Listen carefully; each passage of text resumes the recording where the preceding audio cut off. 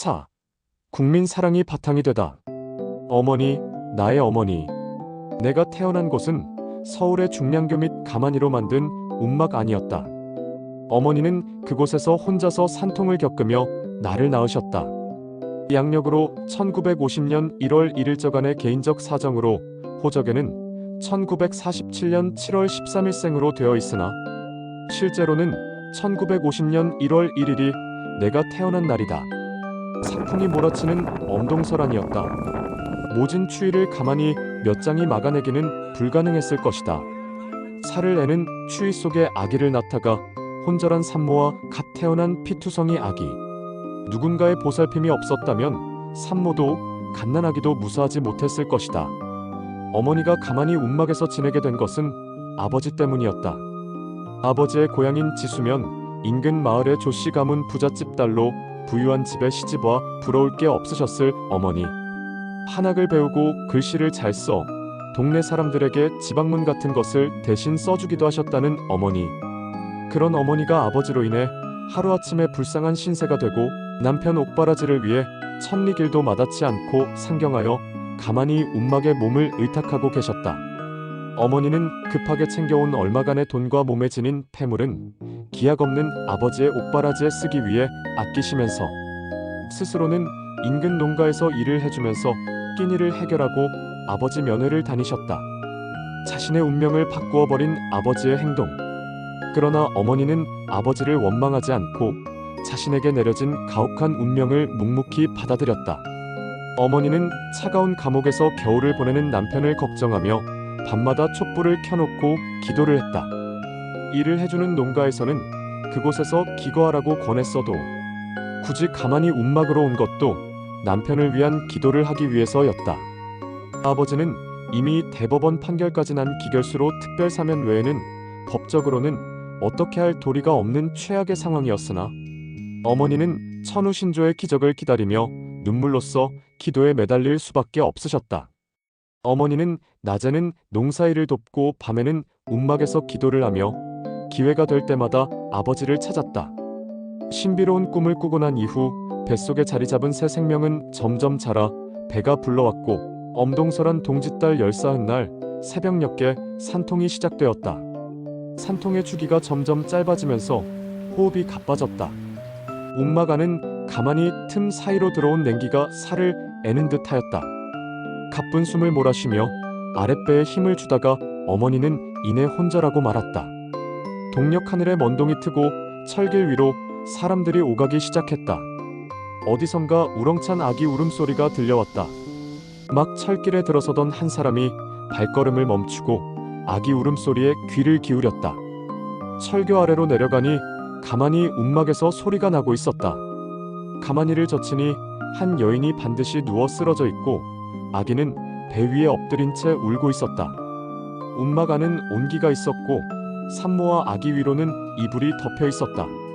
어머니는 찬바람과 인기척에 눈을 떴다. 배 위에 엎드려 울고 있는 산의 아기. 탯줄은 잘려져 있고 아기는 깨끗했다.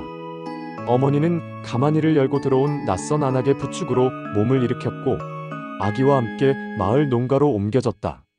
그렇게 나는 어머니의 몸을 빌려 세상에 오게 되었다. 농가 사람의 도움으로 어느 정도 몸을 추스르자 어머니는 갓난아기인 나를 안고 다시 철길 아래 가만히 움막으로 돌아오셨다. 그리고 다시 아버지를 위해 기도를 시작하셨다. 어느 날 어머니는 나를 안고 아버지 면회를 가셨다. 나는 아버지가 처음 나를 보고 어떤 반응을 보이셨는지 알지 못한다. 다만 내가 들은 것은 아버지가 내 이름 허경영을 지어주며 그 뜻을 말씀하셨다는 것과 내게 큰 기대를 하셨다는 정도이다. 아버지가 사형대에서 돌아가시자 어머니는 아버지의 시신을 찾기 위해 백방으로 수소문했지만 뜻을 이루지 못하셨다.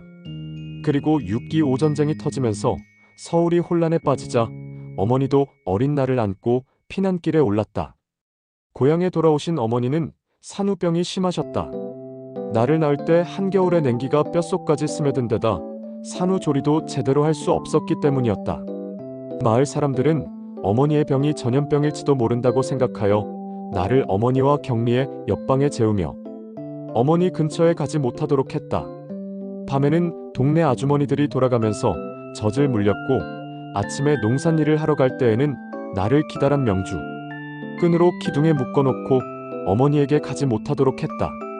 이런 상황에서 세상에 어느 어머니가 눈물을 흘리지 않을 수 있었을까? 마을 사람들은 그때 어머니가 가끔 하셨던 말을 오래도록 기억하고 있었다. 어린 자식을 기둥에 묶어두다니 내가 빨리 죽어야 네가 마음대로 뛰놀 텐데.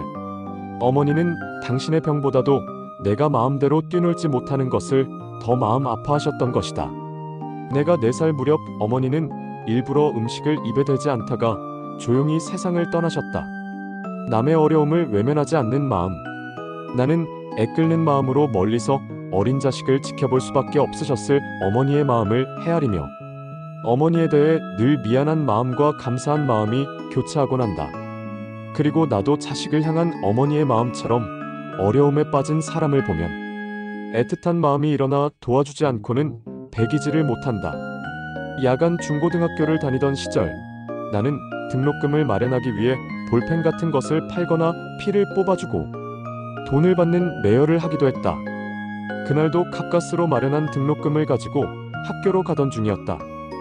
성당 앞을 지나는데 맨발의 냄새가 진동하는 한 거린이 쓰레기통에 있는 것을 주워 먹다가 엎드려 토하는 것을 보았다. 그런데 지나가는 사람은 물론이고 성당에서 나오는 사람들 누구도 그를 거들떠보지 않았다. 나는 걸음을 멈추고 거린에게로 다가갔다.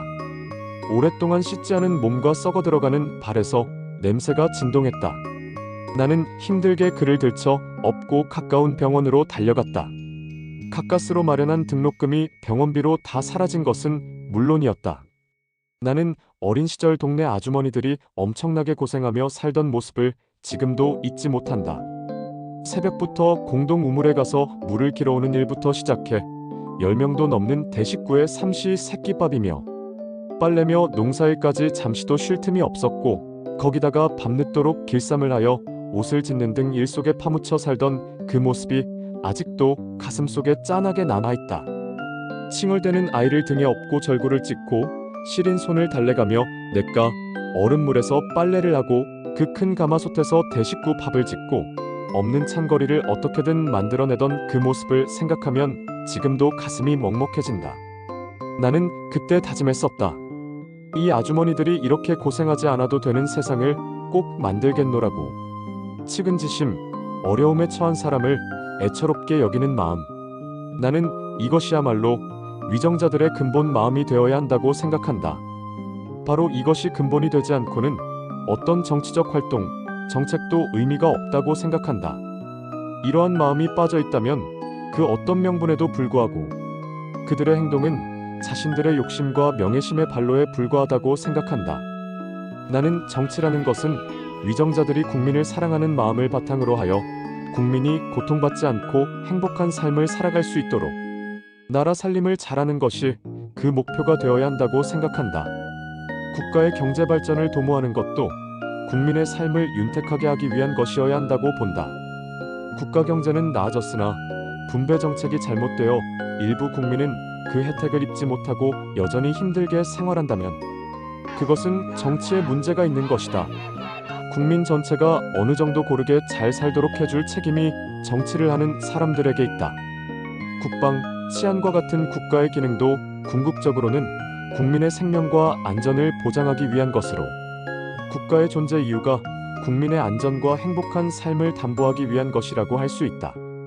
따라서 정치를 하는 사람들은 국민의 안전을 보장하고 국민의 삶을 안정시키고 편안하게 하며 국민이 삶의 수준을 높여갈 수 있도록 조건을 만들어주는 것이 최고의 목표가 되어야 한다고 본다.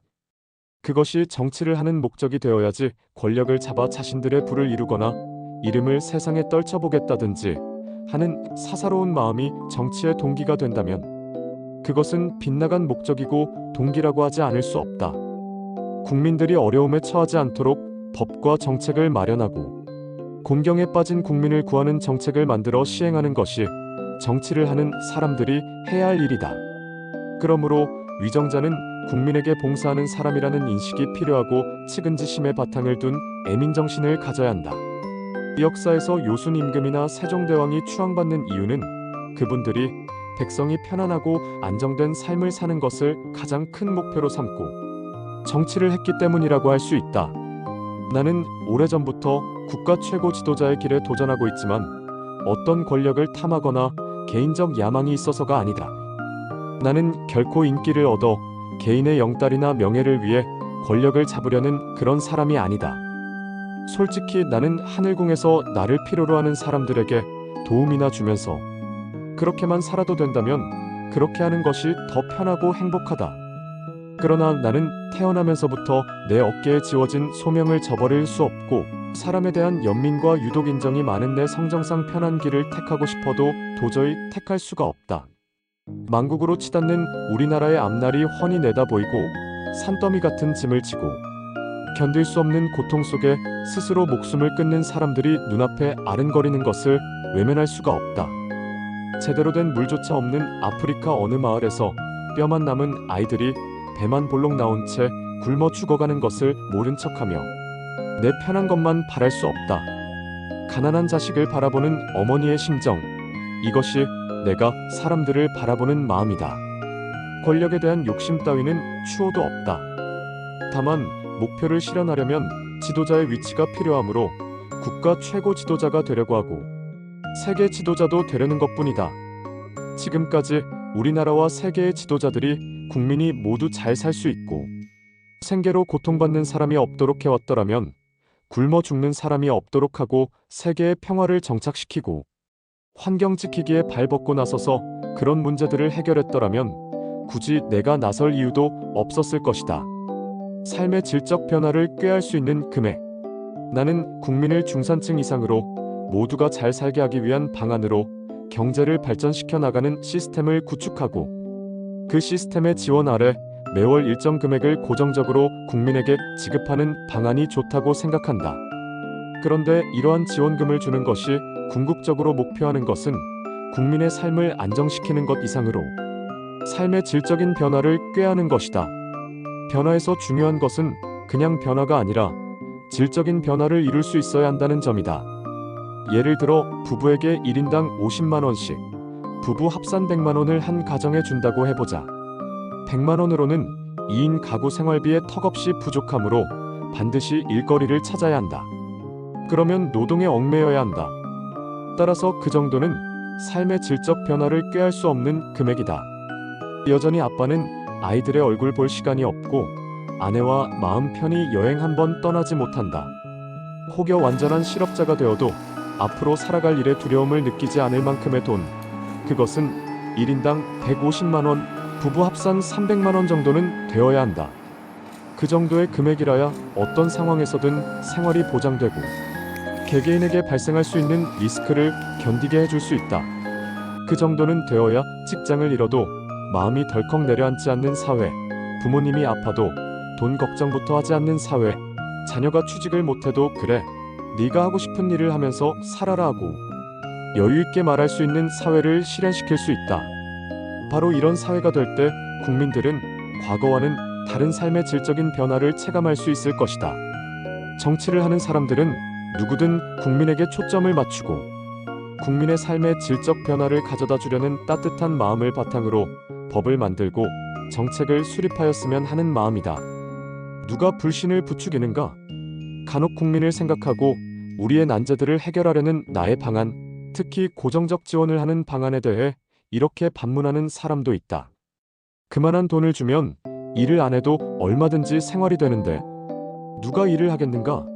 그러면 공장이 돌아가고 경제가 돌아가겠느냐? 얼핏 일리가 있어 보이는 말이다. 그러나 나는 그분에게 이렇게 물어보고 싶다. 지금 우리나라에 그럴 사람이 많을까요? 아니면 그러한 지원이 필요한 사람이 많을까요? 후자가 훨씬 더 많을 것은 말할 나위도 없다. 또 어떤 이는 국민기초생활보장법에 의해 이미 복지 혜택을 받고 있다고 말할지도 모르겠다. 그러나 그 법의 범위에 들지도 않으면서 어려운 이들이 얼마나 많은지 모른다. 약간 다른 얘기지만 국민기초생활보장법 같은 선별적 복지제도는 수급자로 선정되거나 되지 못하는 경계선에서 약간 위에 있는 사람들에게는 역차별이 될 수도 있는 제도이다. 우리나라의 복지제도나 약자에 대한 차별을 없애기 위해 좋은 취지에서 시행되는 제도들도 사실 형평성 문제를 가져올 수 있는 것이 상당히 많다. 국민배당금제와 같은 방안은 이러한 형평성 문제도 생기지 않는다. 제도의 혜택으로부터 소외되는 사람이 없기 때문이다. 물론 그와 같은 방안을 시행하면 간혹 일을 안 하고 게으름을 피우며 노는 사람도 있을 수는 있다. 그러나 그런 사람은 그러한 지급금 유무를 떠나 언제 어디서든 있기 마련인 정도에 불과할 것이다. 그러한 돈이 나온다고 해서 그 숫자가 급격히 불어나는 일은 없을 것으로 본다. 지금도 부자들이 부자라고 일을 안 하는 경우는 거의 없다. 사람은 근본적으로 무엇인가를 하지 않으면 불안을 느끼는 존재이다. 그래서 무슨 일이든 찾아서 하려는 속성이 있다. 물론 처음 그러한 지원금을 받았을 때는 사람에 따라서는 그동안의 지긋지긋한 일의 억압에서 벗어나 쉬고 싶은 마음이 들 수도 있다. 자고 싶었던 잠도 실컷 자보고 가고 싶었던 여행도 하면서 일에서 해방되어 편안한 시간을 보내려고 할 수 있다. 그러다가 2달, 석 달 이렇게 시간이 지나면 뭔가 해야 되겠다는 마음이 일어나게 마련인 게 사람이다. 사람에게는 향상하려는 욕구와 의지가 있기 때문이다. 좀 더 큰 집으로 이사 가고 싶다든지, 근사한 자동차를 뽑고 싶다든지, 멋진 카페를 내어 운영해보고 싶다든지, 요양시설을 만들어 어르신들을 돌보는 일을 해보고 싶다든지 그런 욕구들이 꿈틀거리게 된다. 그래서 나름대로 일을 하게 된다. 다만 적성에도 맞지 않은 일을 먹고 사는 문제 때문에 억지로 하는 일은 없게 될 것이다. 자신이 하고 싶은 일, 소질과 적성에 맞는 일을 하는 사람이 많아지리라 생각한다. 그래서 많은 사람이 꿈꾸어왔지만 하지 못했던 일에도 쉽게 도전하게 될 것임이 틀림없다. 예를 들어 멋진 화가가 되고 싶었지만 당장 생계 때문에 접어야 했던 그 꿈을 다시 펼칠 수가 있을 것이다. 일부 사람들은 국가에서 국민들에게 고정적으로 돈을 지급하면 물가가 오를 것이라고 걱정하기도 한다. 그러나 걱정할 필요가 없다. 기존 국가 예산 지출을 70% 정도 절약하여 시행하는 방안이므로 다른 곳을 통해 풀릴 돈이 국민을 통해 풀리는 것일 뿐, 시중에 늘어나는 돈은 별 차이가 없다. 또 돈이 생겼다고 생긴 즉시 다 쓰는 사람은 별로 없다. 어느 정도 소비도 하겠지만 상당 부분은 저축을 할 것이라 생각한다.